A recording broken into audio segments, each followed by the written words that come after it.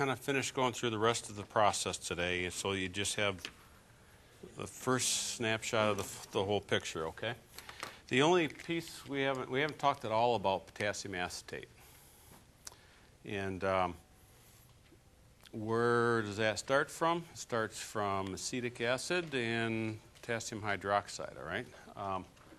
The acetic acid comes from, as I think I mentioned at the beginning of the day, a waste stream, all right?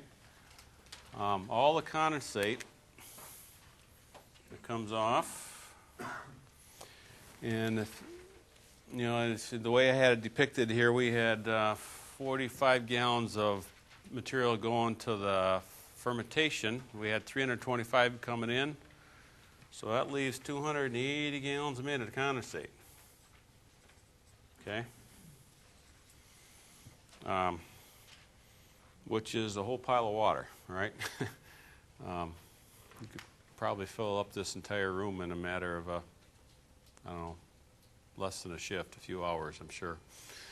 So what's in that is obviously water, but other things, and one of the largest components of that is, you want to take a guess? Acetic acid? Sound like a good guess? Okay. But it's very, very dilute. But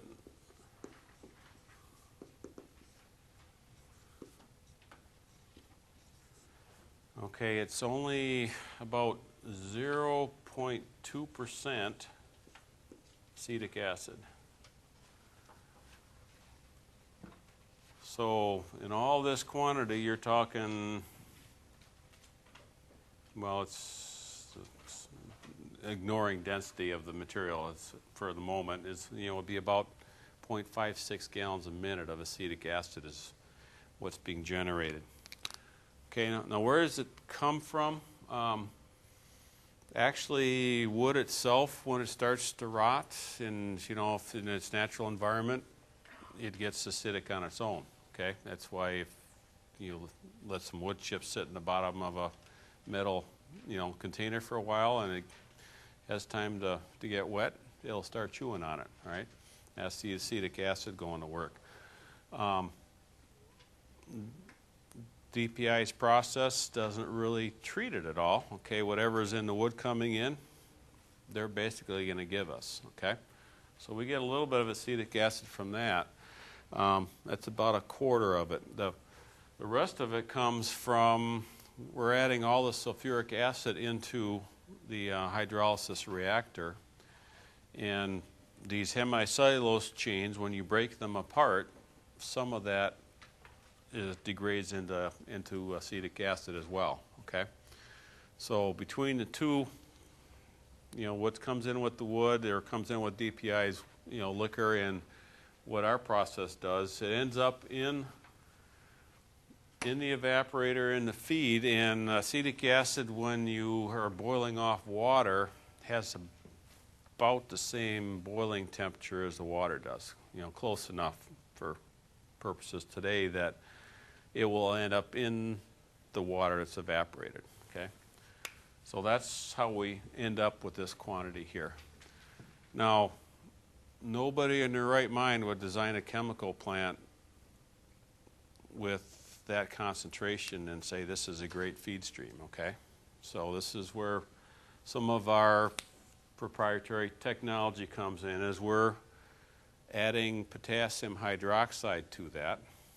Okay, so, and K is the symbol for potassium, and OH is for hydroxide.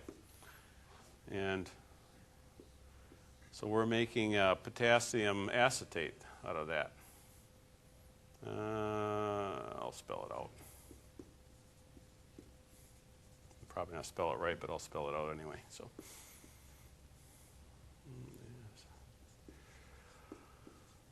all right, still extremely dilute.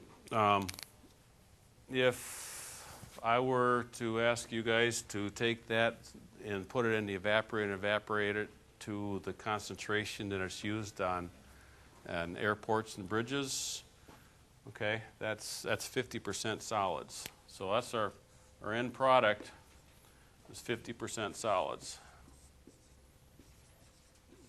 We couldn't afford to do that. It'd be too expensive, okay?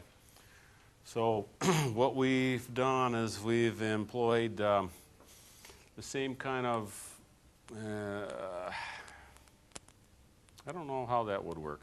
Now, I can't think of a home for reverse osmosis. I can't think of an analogy for that. So what it amounts to is reverse osmosis is used for concentrating very dilute solutions, okay? And what you have is you have a tube and you got millions of very tiny fibers. They're all very closely woven. And you have